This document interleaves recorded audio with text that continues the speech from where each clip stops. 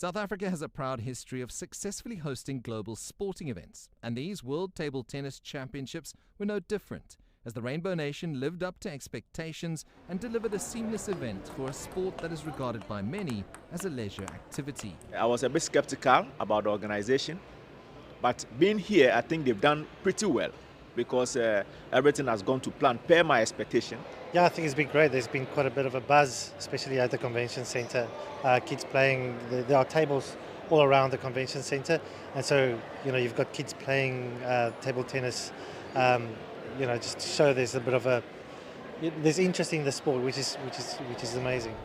Team China once again showed why they are the dominant force in the sport, claiming all 5 titles on offer at the event. Just as you can see, the whole process is not so smooth, and the Chinese players also,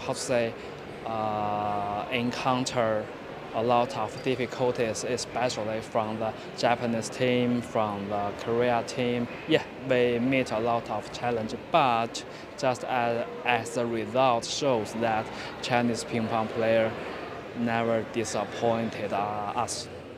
There's hope that with the agreement between South Africa's Table Tennis Board and the Chinese Table Tennis Federation that the sport will get a much-needed lift, with plans to build academies in Durban, Johannesburg and Pretoria.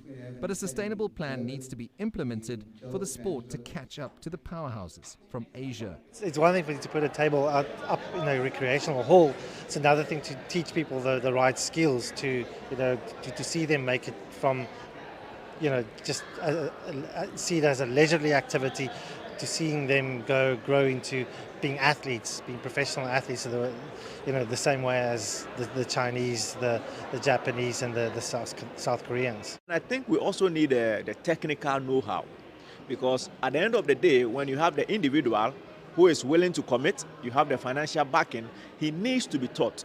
So you need someone who has enough skill, good understanding of the game to impact the knowledge. Then now you have an individual who can compete. So I think Africa can close the gap. If only we are willing and we want to close the gap, we can. The event has been hailed a huge success by the International Table Tennis Federation, and the hope is that the building blocks for the growth of the game on the African continent are finally in place. But for that to yield real rewards in future, work and investment is required so that one day Africa can have a player progress even further than Egypt's quarter-finalist Omar Assar did here in Durban and challenge the likes of Fan Zhendong or Wan Chuqin for the world title. CS du Plessis, CGTN, Durban, South Africa.